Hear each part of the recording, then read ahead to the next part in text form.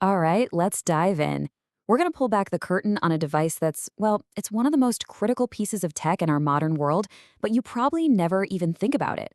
I'm talking about the power transformer. So think about this for a second.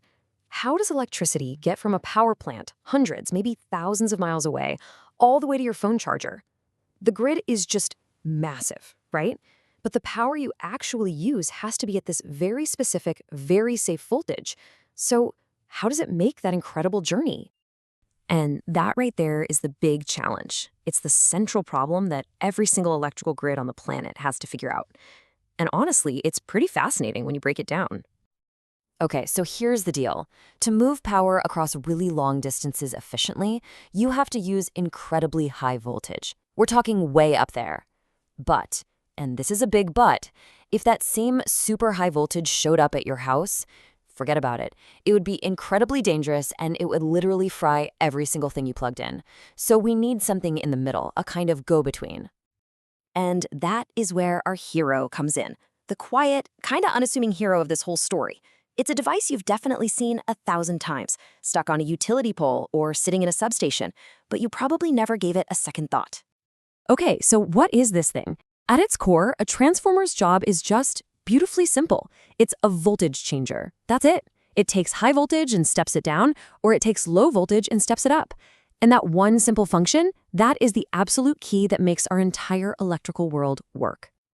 So how does it actually do it? How does it perform this little bit of electrical magic? Well, the genius of it is that the design is actually surprisingly simple. So let's zoom in and take a look at the main parts that make it all happen.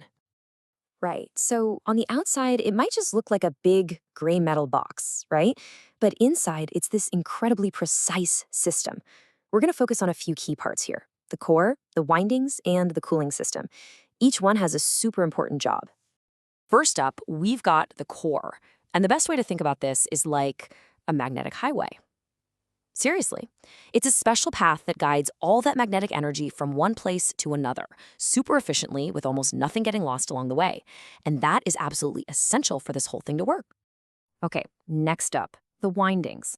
And these are really the heart of the whole operation. The idea is so smart and so simple. You've got two coils of wire. Power comes into one, the primary coil, and it leaves from the other, the secondary coil. The real magic is just in the number of times the wire is wrapped around on each coil. If the second coil has more wraps, the voltage goes up. If it has fewer wraps, the voltage goes down. That's it. Simple, right? Now, as you can imagine, changing all that electrical energy from one voltage to another, well, it generates a ton of heat. I mean, a serious amount. So without a really solid cooling system, we're talking oil, radiators, fans, the whole 9 yards, that transformer would just cook itself and fail. So keeping these things cool is absolutely critical. Okay, so now we know the basic parts, but not all transformers are the same. Transformer is kind of like a family name. You know, like you wouldn't use a sports car to haul lumber? It's the same idea. The grid needs different types of transformers for very specific jobs. So the two big ones you'll hear about are pretty easy to understand. First, right at the power plant, you have a step-up transformer. Its job is to take the power that was just made and jack up the voltage really high for that long-distance trip. Then, when it gets to your neighborhood, a step-down transformer does the exact opposite. It brings the voltage way down to a level that's safe to use in your house. But it doesn't stop there. It gets a little more complex. Beyond just stepping up and stepping down, the grid needs some real specialists to handle unique problems, things related to safety, efficiency, and just managing the flow of all that power. And this is a perfect example of the trade-offs involved.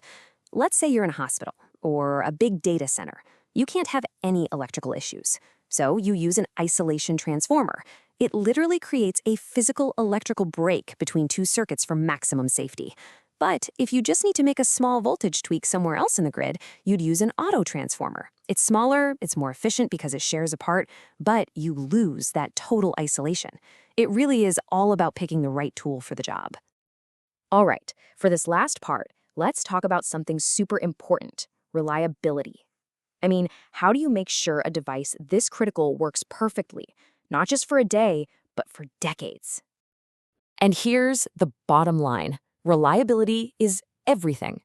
It's not an exaggeration to say that if just one of these big transformers fails, it can cause a massive blackout that spreads across the grid. We're talking millions of dollars in damage and disruption. So the testing these things go through, it's intense, it's rigorous, and it's completely non-negotiable. This whole process really happens in two main stages. First, while it's still at the factory, it goes through what are called factory acceptance tests, or FAT. This is where they test everything, the ratios, the resistance, the insulation, to make sure it was built right in the first place. But they're not done yet. After it's shipped out and installed on site, it goes through another full round of tests, the Site Acceptance Tests, or SAT, to prove it's working exactly as it should in its new home. So, when you kind of zoom back out and look at the big picture, you realize the grid isn't just a bunch of wires. It's this incredibly sophisticated, almost intelligent system. And these transformers, they're the critical connection points, the nodes that are silently and reliably managing the flow of energy that powers, well, pretty much everything in our modern lives. And that kind of leaves us with one last really interesting question to think about. The basic idea behind the transformer, it's over 100 years old. It's old school tech. But now our world is changing. We're shifting to more decentralized energy, right? Things like solar and wind power. So how is this humble 100-year-old hero going to have to change and evolve to keep up with the future?